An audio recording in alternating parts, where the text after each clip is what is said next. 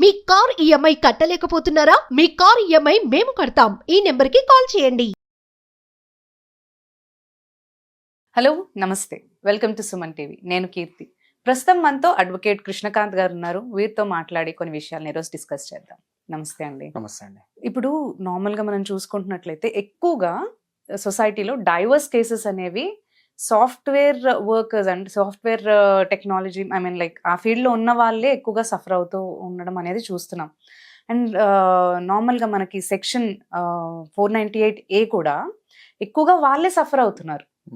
And రీసెంట్గా మనం Atul case కూడా చూసుకుంటే బెంగళూరులో, సో ఆయనకు కూడా సేమ్ సిచ్యువేషన్. సో దీన్ని మనం లీగల్గా ఎలా చూడొచ్చు అంటారు? అంటే మీరు చెప్పిన దాని ప్రకారం ఒక విధంగా కరెక్టేనండి. ముఖ్యంగా ఈ సాఫ్ట్వేర్ ఇండస్ట్రీ బూమ్ అయిన తర్వాత both women and men they got equal opportunities and ఇద్దరు జాబ్స్ చేసుకుంటున్నారు. సో ఆ విధంగా ఏమవుతుందంటే ఉమెన్ కూడా కొద్దిగా ఇండిపెండెన్స్గా ఎక్కువగా ఫీల్ అవుతున్నారు కాబట్టి even they are no more dependent on their husbands or their spouses. So అదొకటి మెయిన్ ఫ్యాక్టర్ కింద పరిగణించవచ్చు ఇందులో. సో దానివల్ల వాళ్ళకి కొద్దిగా ఇండిపెండెంట్ నేచర్ ఎక్కువ ఉండడం వల్ల ఏదైనా కావచ్చు.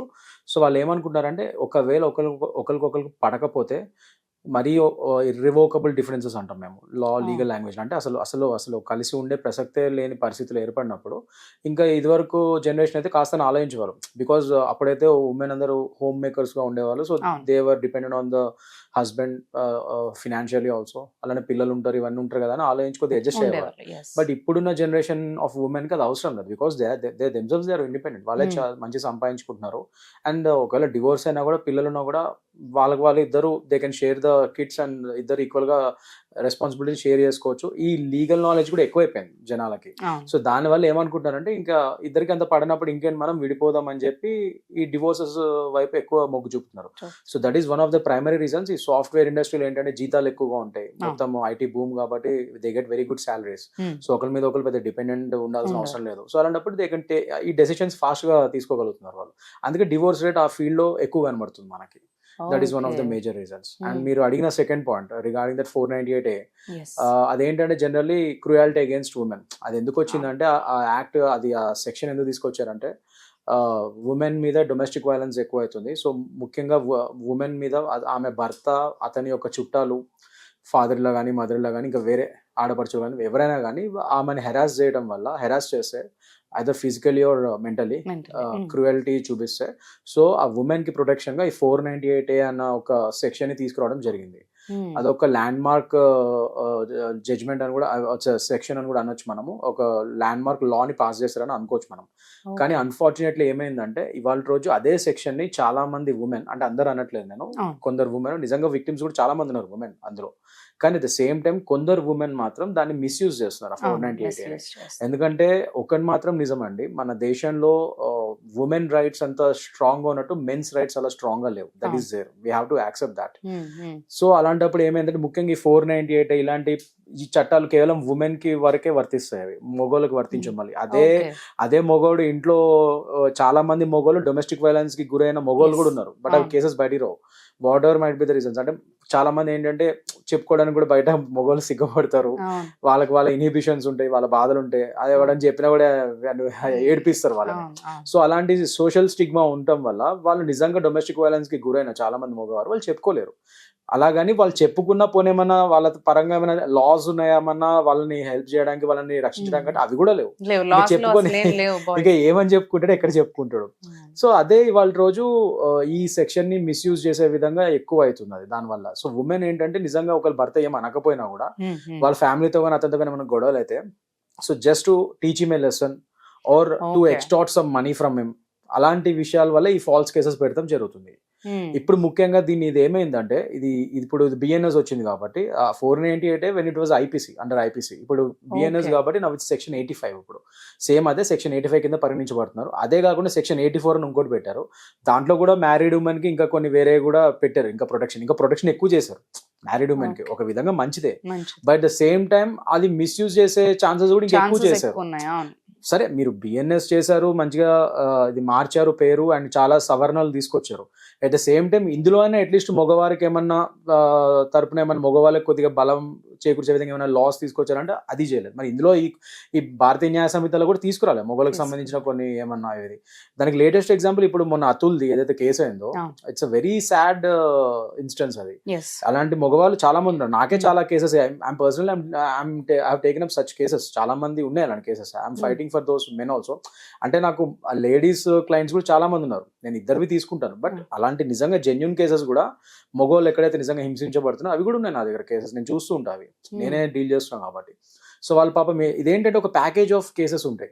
ఏంటంటే ఇప్పుడు ఒక మగవాడు ఆడవాళ్ళు ఇద్దరు గొడవ పడ్డారు, ముఖ్యంగా ఫ్యామిలీ కేసెస్లో ప్రాబ్లం ఏంటంటే అండి, మిగతా ఏ కేసులో అయినా సరే we can at least have a bird's eye view. అంటే ఇదే అయింది ఇదేందని మనం చెప్పడానికి ఎవరో ఒక చుట్టుపక్కల సాక్ష్యాలు ఉంటాయి.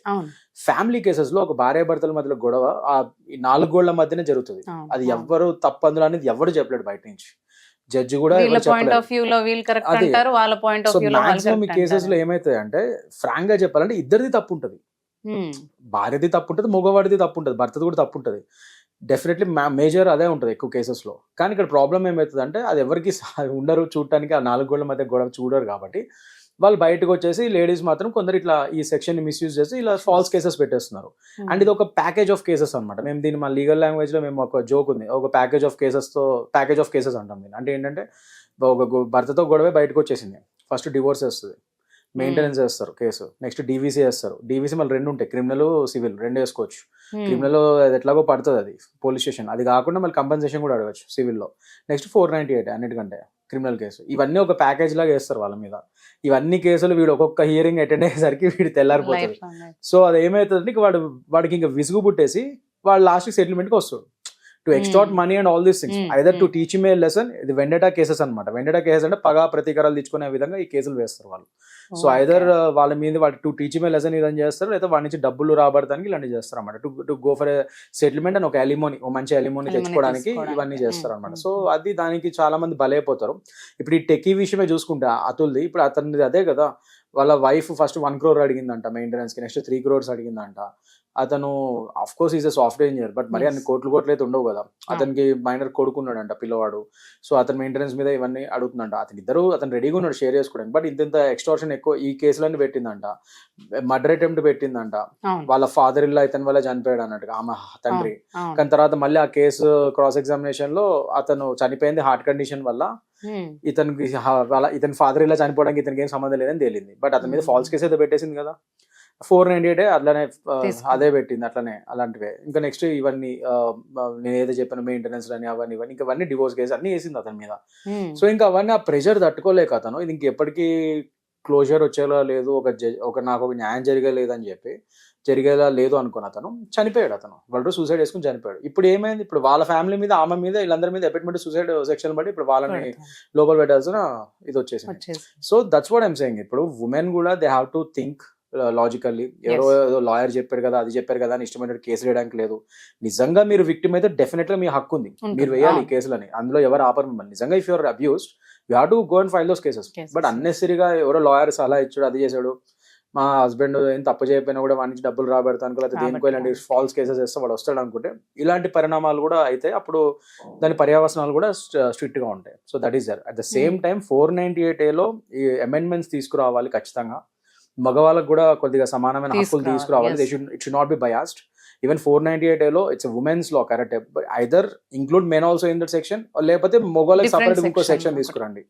డూ సమ్ అమెండ్మెంట్ అనేది కూడా చాలా మంది అడుగుతున్నారు. సో అది మన గవర్నమెంట్ చేస్తానే మగవాళ్ళకి కూడా లాస్ అనేది ఏమీ లేవంటున్నారు కాబట్టి సో కంపల్సరీ అవి తీసుకొస్తేనే వాళ్ళకి కూడా ఇలా ఫాల్స్ అలిగేషన్స్ వేసిన వాళ్ళ దగ్గర నుంచి వాళ్ళు ఏమైనా కేసు చేసుకోవాలి. కరెక్ట్. అది ఎందుకంటే ఎండ్ ఆఫ్ ది ఇప్పుడు మనం ఏమంటే ఇప్పుడున్న జనరేషన్ లో అందరూ సమానమే, there is no gender bias అంటున్నాం. అలాంటప్పుడు మన మగవాళ్ళకి నిజంగానే ఉండే అలాంటి ఇన్స్టెన్సెస్. వాళ్ళు నిజంగా there are CCTV recordings, women మొగుళ్ళని కొడుతున్న వీడియోస్ ఉన్నాయి చాలా. వాళ్ళు చాలా మంది డొమెస్టిక్ వైలెన్స్ గురవుతారు కానీ వాళ్ళు చెప్పుకోలేదు బయట. లా లేదు ఫస్ట్ ఆఫ్ ఆల్. వాడు వెళ్ళి ఇప్పుడు వాడు వైఫ్ మీద కంప్లైంట్ చేయడానికి కూడా లేదు. పోలీసులు తీసుకోరు. జోక్ ఏంటంటే పోలీసులు తీసుకోరు ఫస్ట్ ఆల్.